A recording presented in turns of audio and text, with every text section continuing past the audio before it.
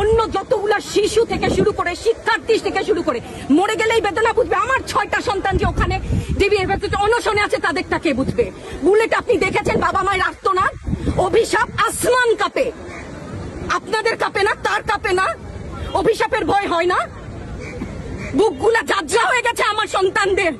Rubber bullet বলবেন, কি বলবেন? এগুলো অস্ত্রের মুখে দাঁড়িয়ে আছে, আমাদের পয়সায় কেনা বুলেটে আমাদের সন্তানদের আপনারা বুলেট ছুটছেন। আর কত আর কত? পুলিশ ভাইদেরকে বলি, ভেতরে তো আপনিও মানুষ, পুলিশ ভাই বলি না, ক্ষমা করবেন, মুখ থেকে বার হয়ে গেছে। তাদের ঘরেও সন্তান আছে, তাদের খোলসের ভিতরেও মানুষ। যারা এখনো ঘরে আছেন তারাও জানেন আর কতদিন ভয় পাবেন। ভয়েই থাকেন, একটা মারবেন 10টা আসবো, 10টা মারবেন লক্ষ আসবো। সারা দেশের মানুষ, মা বাপ সব একসাথে দাঁড়াবো। ওদের সন্তানকে মানুষ করার জন্য আমাদের কাছে, শিক্ষকদের কাছে পাঠিয়েছিল। কি জবাব দিব?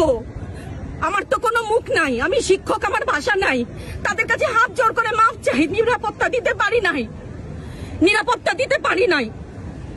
মনে হয় রাস্তায় শহীদ হয়ে গেলে যদি এই লজ্জা আমার কিছুটা কাটে, ওদেরকে বলবার আমার কিছু নাই।